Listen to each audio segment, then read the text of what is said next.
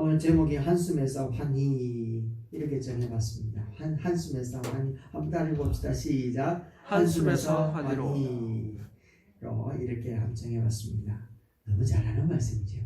부활절을 맞이했습니다. 그래서 예수님의 십자가의 죽으심과 부활, 그리고 믿는 자에게는 무엇을 주신다고요? 구원을 주신다. 생명을 주신다. 또 영생을 주신다. 빛이다. 그렇지만 깨닫지 못하고 믿지 않는 자들은 심판이다. 죽음이다. 라고 얘기를 하고 있습니다. 그죠? 그래서 우리 모든 성도들이 예수 그리스도를 믿음으로 말미암아서 구원의 주인공들이 되기를 주의 이름으로 축원합니다. 아멘. 아멘. 렘블란트 아시죠? 렘브란트 그러면 탕자 그림을 그렸던 유명한 화가입니다. 이 사람은 재능이 되게 많았기 때문에 굉장한 부자였대요.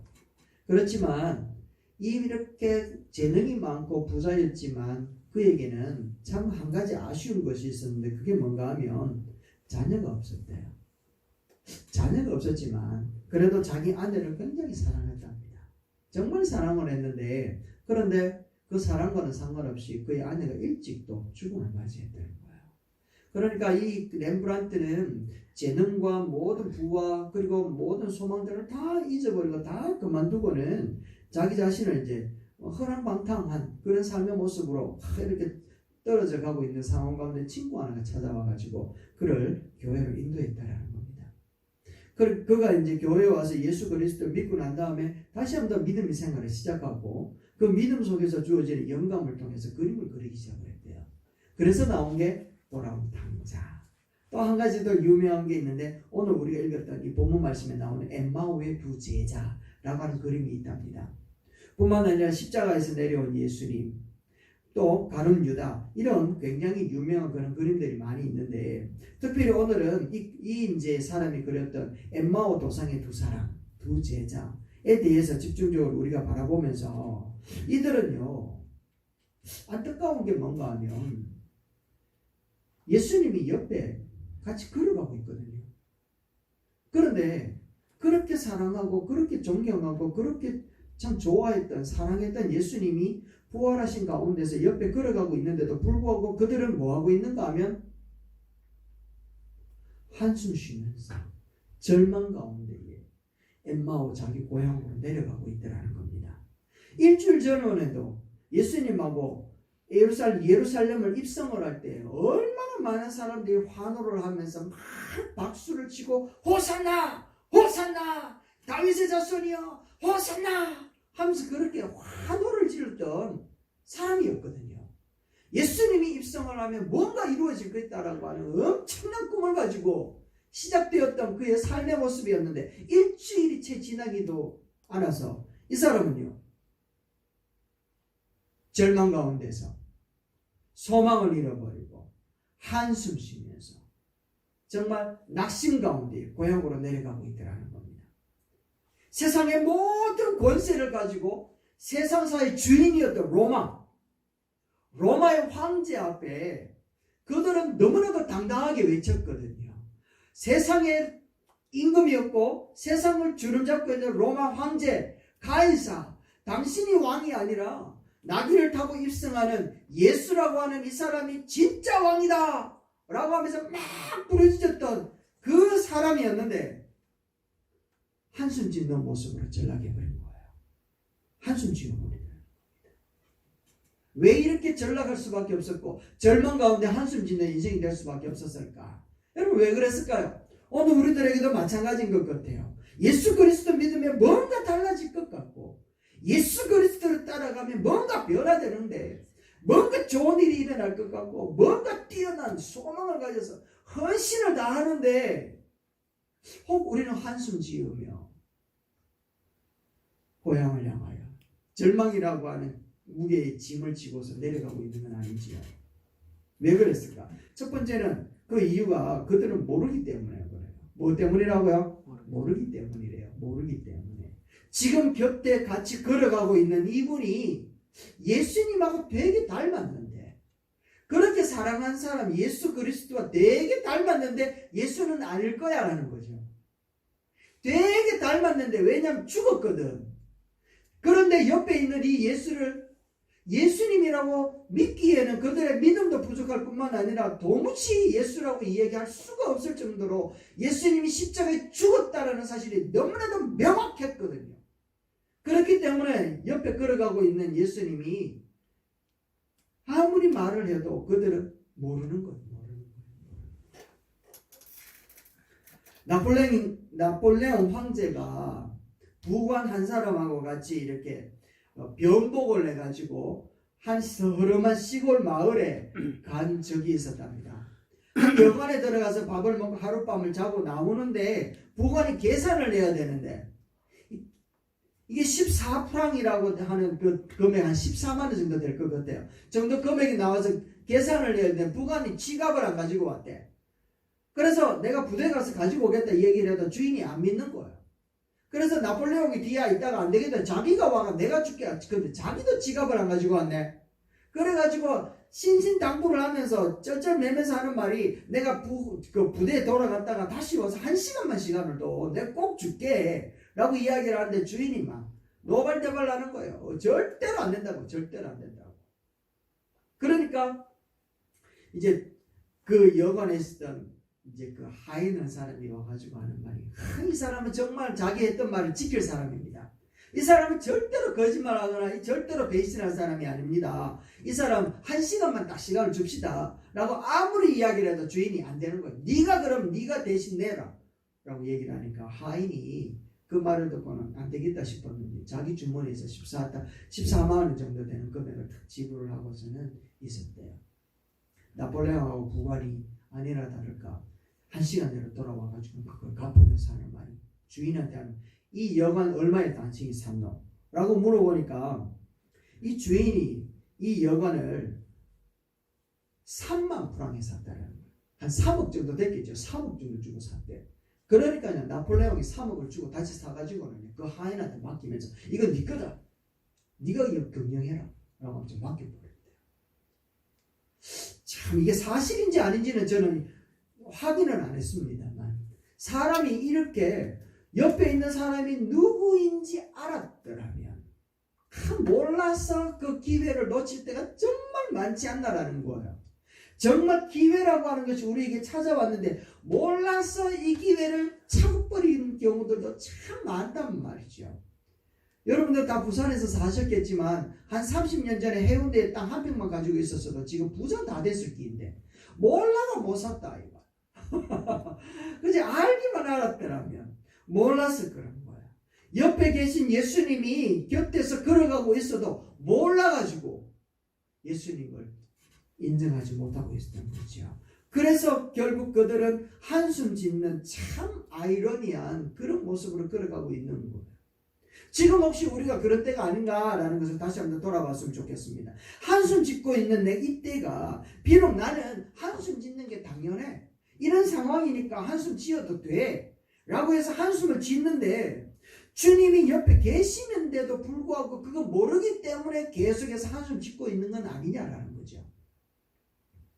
오병이어를 놀라운 기적을 일으켜서 많은 무리들이 예수님 때문에 배를 부르게 먹었거든요. 그러니까 예수님을 보고 하는 말이 당신이 진짜 우리의 왕이 되어주셨으면 좋겠습니다. 우리의 왕이 되어주십시오 하면서 무리들이 전부 다 예수님을 왕 삼으려고 막 그런 무브먼트가 일어났던 거예요. 그러니까 예수님이 그걸 눈치채고는 그 사람들을 다 집으로 흩어보내고는 제자들을 갈릴리 바다를 건너서 다른 지역으로 전도하러 보내는 거죠. 그런데 그날 밤에 풍랑이 막 일어나가지고 이 제자들이 다 죽게 되어진 거예요. 그 상황을 예수님이 처음 반대편 산에서 기도하시다가 보고는 불이 나게 뛰어서 그 제자들이 있는 곳으로 오고 있었던 거예요. 이 제자들이 무리를 걸어오는 예수님을 보고도 알지 못하는 거예요. 귀신이다. 예수님이 하시면 야 귀신이 아니고 내다 좀 이야기를 하니까 그제서 베드로라고 하는 사람이 깜짝 놀라가지고 진짜 주님이라면 나도 무리를 걸어오게 하옵소서. 예수님이 걸어오나 하니까요 베드로가 붕 뛰어들었는데 어떻게 됐습니까? 무리를 걸었다니까요. 배에 그렇게 많은 사람들이 타고 있었고, 그렇게 많은 사람들이 예수님을 보았고, 그렇게 많은 사람들이 예수님이 내게로 오라고 이야기하는 소리를 들었고, 베드로가 외쳤던 소리와 예수님의 화답하는 이야기를 다 들었는데 오직 한 사람 베드로만 뛰어든 거예요. 그리고 무리를 끄는 거죠. 그러면서 제자들을 향하여서 물에 빠져들어가는 그 베드로를 다시 한번 일으키면서 예수님이 하시는 말씀이 뭔가 하면 어째 그래 믿음이 없노? 라고 얘기하는 거예요. 두려워하지도 말고 걱정하지도 마라. 왜 그래 믿음이 없노? 라고 얘기를 하는 거예요. 그들이 진짜 예수님이 앞에 걸어오고 있다는 그 사실을 알았더라면 두려워하지 않았겠죠. 걱정하지 않았겠죠. 엠마오로 내려가고 있는 이 사람들은요, 곁에 있는 예수님이 함께하고 있음에도 불구하고 몰랐어 그랬던 거예요. 몰랐어. 두 번째는 왜 어떻게 그랬을까? 우리가 오늘 본문 읽었는데 16절 말씀인데요. 어떻게 기록되어져 있는가 하면 그들의 눈이 가리워져서 그인 줄을 알지 못하였다 얘기하는 거예요. 눈이 어떻게 됐다고요? 그는요, 예수 그리스도가 예루살렘으로 입성해 들어갈 때 유대 나라가 회복될 것이라고 하는 정말 큰 꿈을 가지고 있었거든요. 정치적으로 로마의 왕을 상대할 수 있는 위대한 왕이 왔다고 그들은 담대하게 외쳤던 자들이었거든요. 그들은요, 자기의 꿈, 자기의 희망, 자기의 욕망, 자기의 기대는 굉장히 강력했대요. 그런데 하나님의 꿈은요, 없는 거였어요. 하나님의 기대는 전혀 상관이 없었던 거예요. 그들의 힘과 꿈은 거대했단 말이죠. 그리고 그들의 비전을 향하여서는 그들의 최선을 다해서 헌신했단 말이에요. 그런데 예수님이 비참하게 돌아가시 버린 거예요. 힘 한번 써보지도 못하고 돌아가 버린 거예요. 십자가에 죽는다는 게 얼마나 비참한 일인데 그렇게 돌아가신 예수님 때문에 그들은요, 도무지 부활했다 뭐 했다 아무 상관이 없던 거예요. 왜? 그들은요, 하나님의 꿈, 하나님의 비전, 하나님의 뜻은 아무 상관이 없었거든. 자기들의 꿈만 가지고 있었거든요. 자기들이 원하는 소망만이 그들에게 가장 큰 것이었거든요. 그런데 예수님이 돌아가시고 예수님의 부활에도 그들에게는 아무런 영향력을 입힐 수가 없었던 거예요. 왜요? 예수님만 살아있었으면 이라고 하는 그런 한숨 때문에, 그 욕망 때문에 눈이 가리워지고 그런 자기들의 큰 기대 때문에 큰 실망이 찾아왔고 큰 한숨이 찾아오니까 예수님이 부활하셔도 옆에 계셔도 모르는 거예요. 무엇 때문에 눈이 가려졌다고요? 자기의 욕망 때문에요. 성경은 분명하게 이야기를 하잖아요. 예수님은 메시아는 고난을 받고 부활할 것이다. 고난을 통해서 구원의 역사를 이룰 것이다. 성경에서 얼마나 많은 부분을 할애해가면서 예수님이 고난 가운데 죽으시고 그리고 영광 가운데 부활할 것이다 라는 것을 이야기하고 있는지 모른단 말이죠. 그런데 그들은 안 믿었던 거예요. 자기가 원하는 말만 듣고 있었던 거지. 자기한테 필요한 것만 골라서 믿고 있었던 거예요. 자기한테 유입되는 것만 싹 골라서 믿었던 거예요. 그러니까 예수님의 죽음, 모든 상황은 종료 끝. 그 이후의 부활은 한 번도 생각해 본 적이 없었던 거예요. 자기가 원하는 것만 갖고 있기 때문에 그랬던 거죠. 이게 예수님의 부활에 있었던 이 사람들에게만 있었던 게 아니라 예루살렘이 패망할 때도 동일하게 있었어요.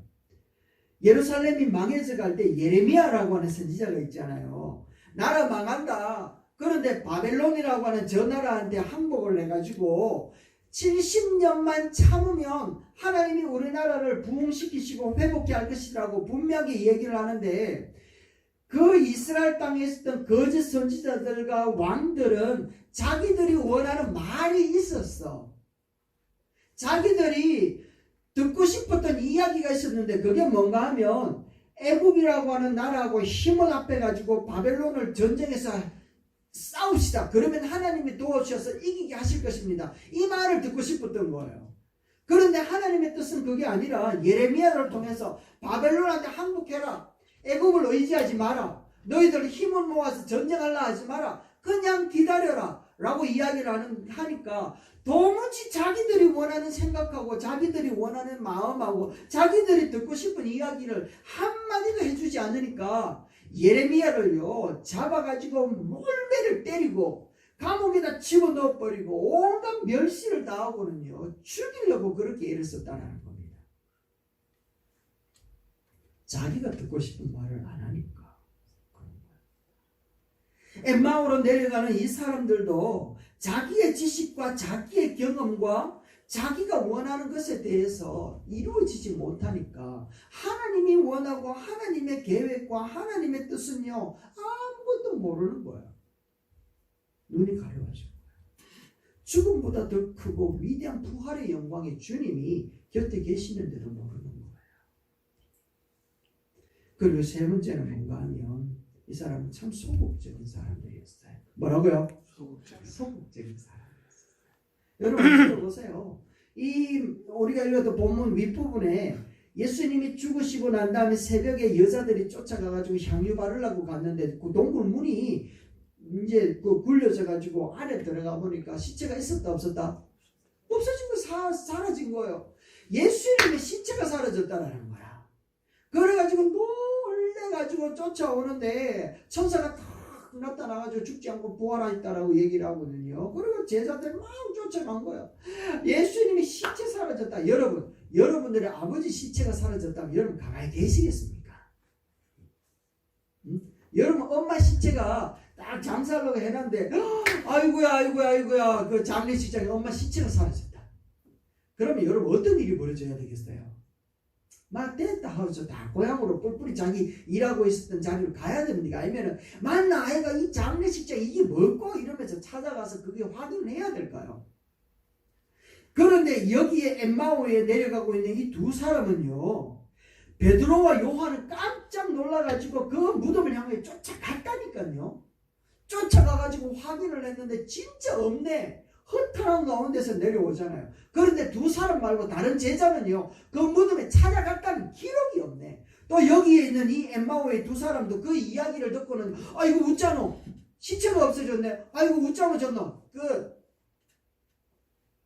그리고 어디로 갔다고요? 엠마오로 내려가 버리는 거예요. 우리 같으면 진짜 없어졌나? 그러면 웃자노 하면서 시체가 있는 그 무덤을 향해 쭉 차 올라가가지고 시체 우쨌노 이 로마 병정들아 이 인간들아 종교 지도자들 향해 막 멱살 붙잡고 어떻겠냐 이렇게 따져 물었어야 될 거 아니냐. 그래 따져 묻지 않더라도 않았다 하더라도 천사라도 혹시 만날 수 있지 않았겠습니까? 그런데 이 사람들은요 거기서 끝 어디로 갔다고요? 엠마오로 내려가 버린 거예요. 아무 관심이 없네요. 너무너무 소극적인 거예요. 줄 때는요 오병이어 기적을 통하여 막 떡과 고기를 막 줄 때는 할렐루야 외치는 거예요. 하나님이 기적을 나타내는 예수님이 기적을 나타내고 병자를 고치고 많은 사람들이 추앙하면서 많은 사람들이 영광과 박수 돌릴 때는 할렐루야 할렐루야 이렇게 얘기를 하다가요 예수님이 시체조차 없어졌는데 뒤도 안 돌아보고 내려가는 이 사람들이더라고요. 너무 이건 아니잖아, 그죠? 이건 아니라는 거야. 여기까지가 한숨 짓고 살아가는 크리스찬의 모습이라면 안 된다는 거죠. 엠마오에 내려가고 있는 이 두 제자는 그런 한숨 짓고 있는 모습으로 내려가고 있더라는 거예요. 이게 크리스찬의 모습이 되면 안 된다는 겁니다. 그래서 누가 찾아오시는가 하면 예수님이 찾아오시는 거예요.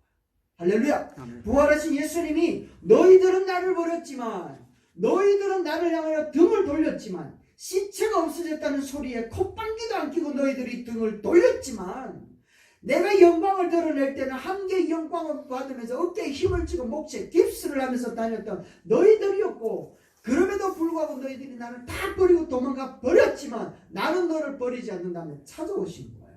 이렇게 찾아오신 예수 그리스도로 인하여 이 사람들이 환희라고 하는 그 놀라운 변화를 일으키는데 그 변화를 일으키게 되어진 계기가 어디에 있는가 하면 예수님이요 성경을 가르쳐주기 시작하는 거예요. 하나하나 가르쳐주는 거예요. 메시아가 당연히 고난받아야 될 아이가 메시아가 부활해야 된다 아이가 성경에 기록되어져 있더라 아이가 얼마나 자주 내가 이야기했더노 눈이 가려지고 깨닫지 못하고 도무지 알지 못하였던 그들에게 하나하나 설명을 해주는 거예요. 설명을 해주는데 그들이 깨달은 바가 무엇인가 하면 주의 말씀이 그대로 이루어졌구나. 한번 따라합시다. 주의 말씀이 그대로 이루어졌구나. 이게 놀라운 상황이라는 거예요. 주의 말씀이 그대로 이루어졌구나. 진짜 그래 됐구나. 정말로 그렇게 되었구나. 와, 주님이 말씀하시는 그대로 되었구나. 그대로 되었구나. 이것을 주의 말씀으로 그들이 깨달아진 거예요. 진짜 그대로 되었구나 하면서 그들의 인생이 변화되고 눈이 뜨여지고 가슴이 뛰기 시작하고 그들의 가슴이 뜨거워지기 시작을 하는데 더 이상 한숨 쉬면서 절망 가운데로 고향 속으로 들어갈 수가 없었던 거예요. 가슴이 너무나도 뜨거워서 견딜 수가 없었던 거예요. 왜? 왜냐하면 말씀이 그대로 되었구나. 말씀이 진짜 그대로 되었구나. 그리고는 그들이요 이제 무엇을 해야 될지 다시 깨닫기 시작합니다. 이제 어떻게 살아야 될 것인지 알게 되어진 거죠. 그리고 이 순간이 그들에게는 한숨이 변하여 환호가 되고 환희가 되는 순간이라는 겁니다. 환경이 좋아가지고 상황이 변화되어가지고 소망이 생긴 것이 아니라 부활의 소망을 다시 한번 딱 끌어안으니까 그 절망적인 환경 가운데서도 소망을 보게 되더라는 거죠. 비로소 그들이 어떻게 살아야 할 것인지 삶의 방향이 정해지기 시작하게 되더라는 겁니다. 이 놀라운 부활의 소망, 이것이 바로 그들의 삶을 송두리째 변화시킨 놀라운 부활의 메시지인데 그 메시지의 힘이 어디에 있었는가 하면 주의 말씀이 그대로 이루어졌다는 사실. 그렇다면 주의 말씀이 그대로 이루어질 것이라는 것에 대하여 깨달은 것 같아요. 여러분 주의 말씀이 그대로 된 줄로 믿습니까? 아멘. 그렇다면 그 주의 말씀이 그대로 될 줄로 믿으시기 바랍니다. 아멘.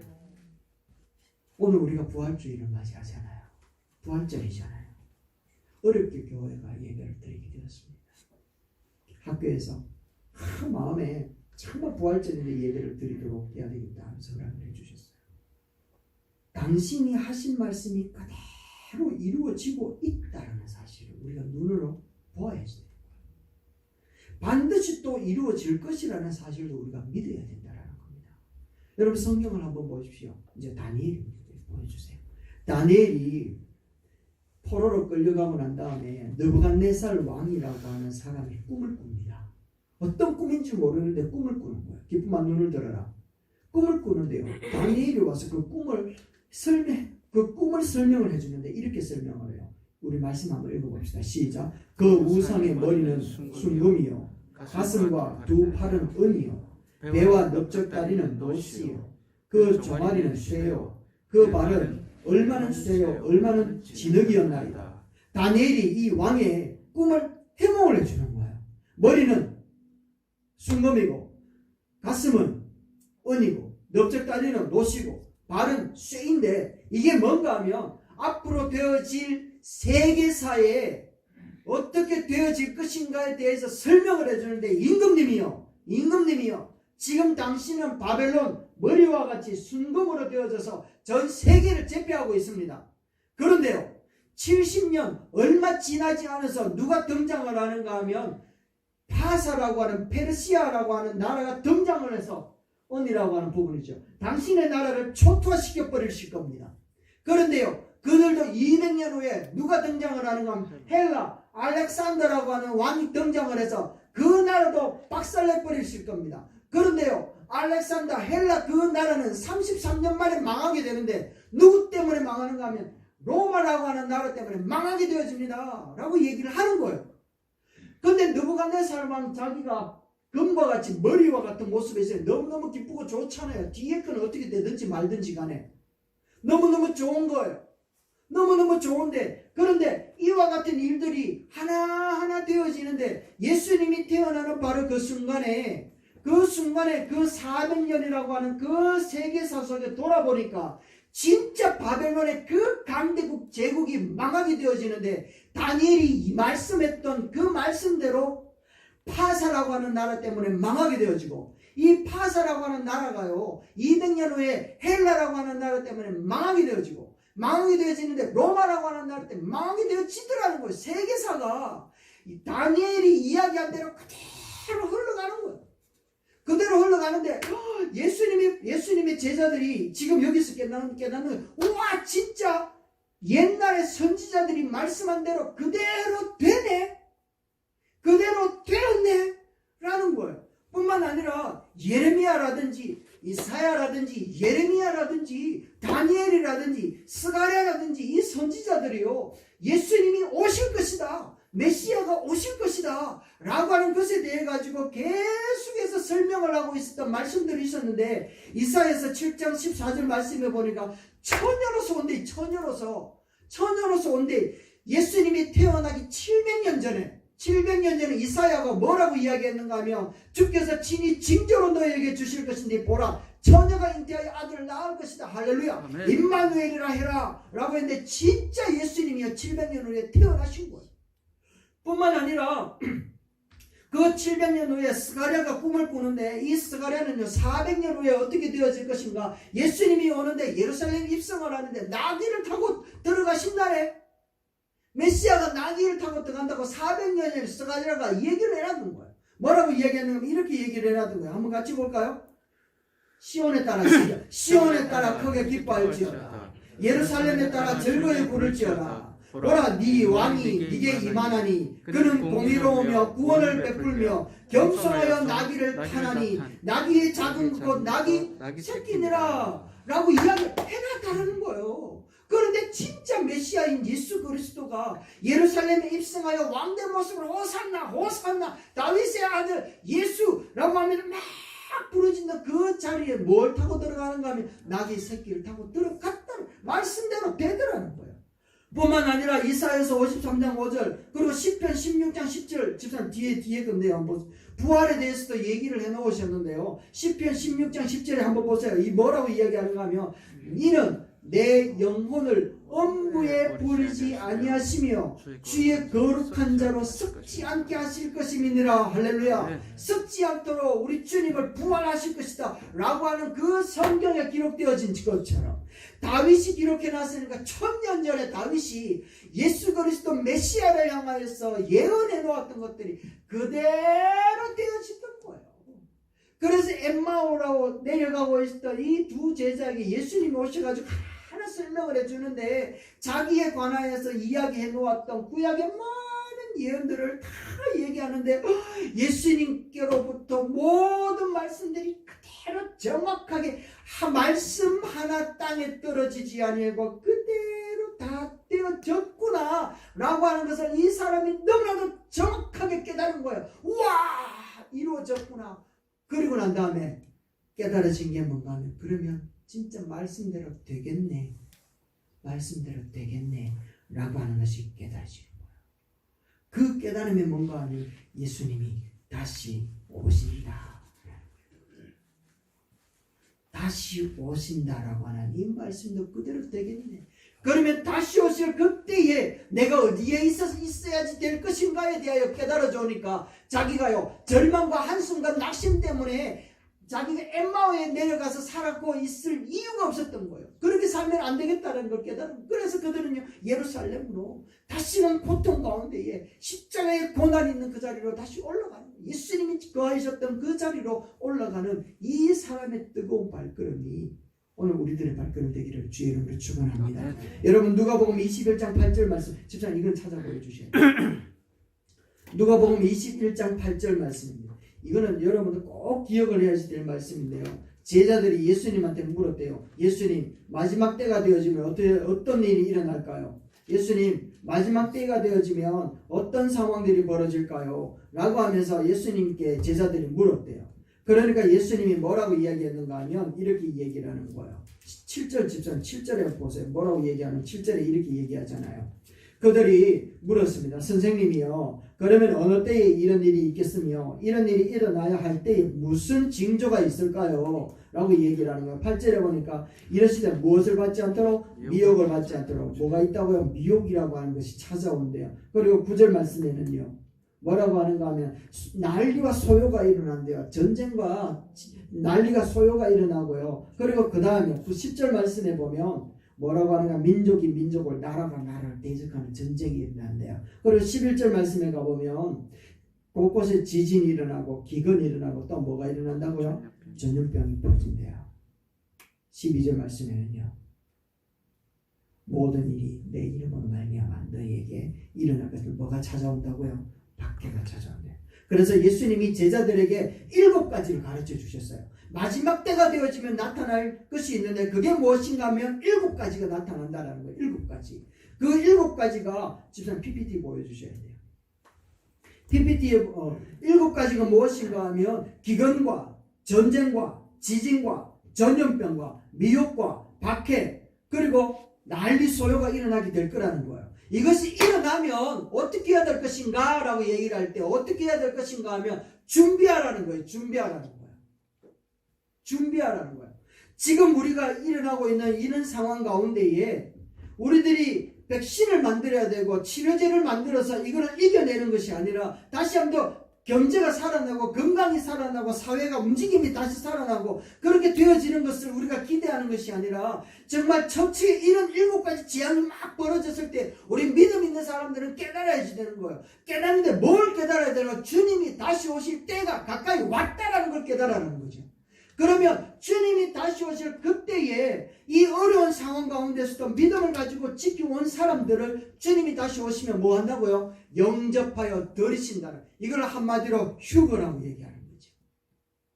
그래서 믿음을 가진 자들은 지금 이런 상황 가운데에서 우리들이 주님 다시 오실 그날을 기대하면서 주님 다시 오셔서 우리를 휴거, 들림받아 영접하여 주실 그날을 사모하는 마음으로 살아가야 된다는 것이 오늘 우리 부활한 이 예수 그리스도에게로부터 새로운 희망과 가슴에 뜨거움을 가진 사람이 예루살렘을 향하여 다시 올라가면서 깨달았던 그 마음이라는 겁니다.